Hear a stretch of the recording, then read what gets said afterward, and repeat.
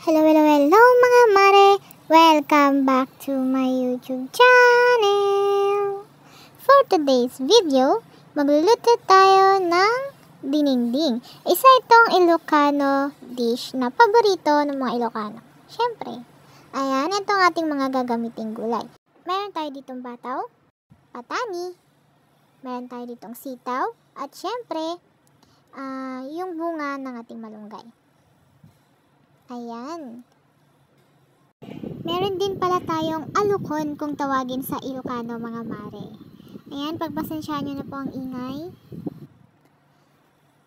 Ngayon naman mga mare, ayan, nagprito tayo ng isda pang partner sa ating dininding.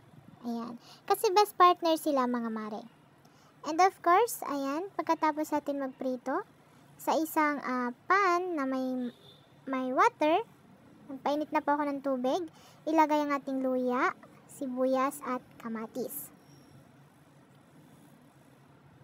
Ayan. Hintayin lamang po natin itong kumulo. Ayan. Kita nyo naman yan mga mare, kumukulo na siya.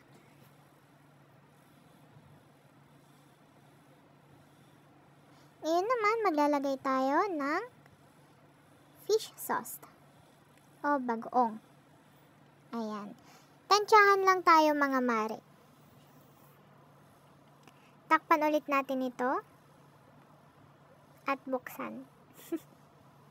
Ayan. Kulong-kulo na siya. Ilagay na natin ang bunga ng ating malunggay. Ayan. Kasi ito yung matigas at mahirap lutuin. Ayan. Takpan natin ito.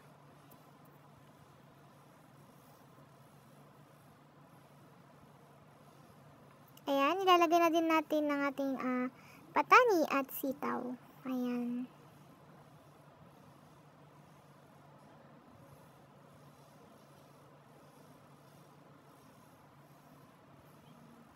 Maglalagay tayo ng powdered seasoning. Ayan.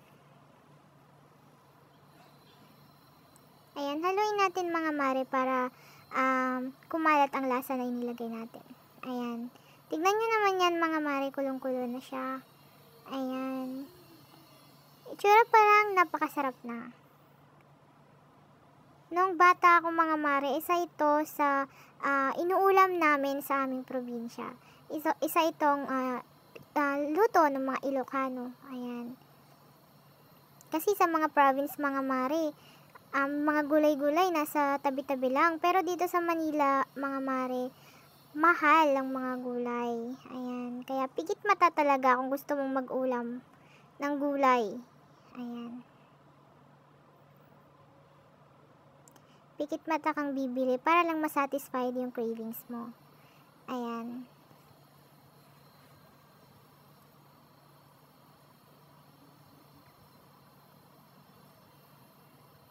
Ayan mga mare, kulong-kulo na siya. Haluin na natin ito ng mabuti. Ayan. Tignan nyo naman yan mga mare. Napakasarap, diba? Kahit mga simpleng gulay-gulay lang, mabubusog at mabubuhay ka na mga mare. Ayan, pag nasa province ka, ganito yung mga paborito nilang inuulam. Mga gulay. Ayan. Ayan, ilagay na natin ang ating alukon o himbabao sa Tagalog. At syempre, ilagay na din natin ang ating bataw. Ayan. Tignan nyo naman yan mga mare. Overload sa sarap. Diba? Napaka-green nga naman talaga ng ating ulam ngayong araw. Ayan. Healthy living muna tayo mga mare. For today. Ayan.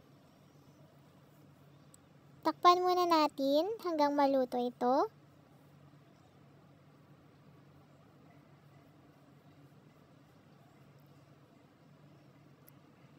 Ayan, sa simpleng ulam na ganito mga mare, makakaraos ka na sa pang-araw-araw, diba?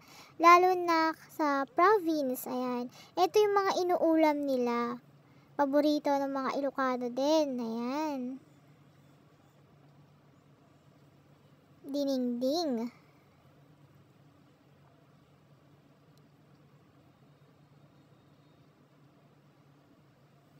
Ayan. Hintayin lang natin itong kumulo ulit mga mare.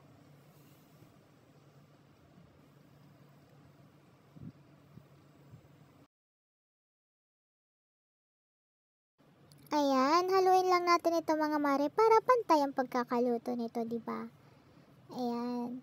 And syempre mga mare, yung ating prinitong isda kanina, ilalagay natin dito para mas masarap yung sabaw niya. Ayan. Ganito yung ginagawa ng iba mga mare kasi mas masarap ka naman talaga kapag may pritong isda na kasama. Pero yung iba ay hinihiwalay, yung iba naman ay isinasahog. Ayan. Dagdag lasa na din kasi sa sabaw kapag may pritong isda na kasama. Ayan. Talaga namang mapaparami ka ng kain kapag ganito ang ulam mga mare. Lalo na pag nasanay kang manirahan sa probinsya. Ayan, lalo sa mga Ilocano dyan. Shout out sa inyong lahat. Ayan, heto na ang ating dininding kung tawagin sa Ilocano. Ayan. Napakasarap nga naman talaga mga mare. Ayan, i-ready na ang inyong mga lamesa at tayo'y kakain na.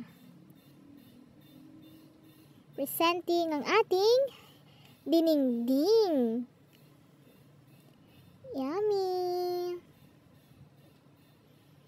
Ayan, kita nyo yan mga mare, napakasarap. Ayan, at dahil tapos na naman tayo sa ating isang cooking video, gusto kong magpasalamat sa ating mga channel members na walang sawang sumusuporta sa akin. Maraming salamat! Paalam!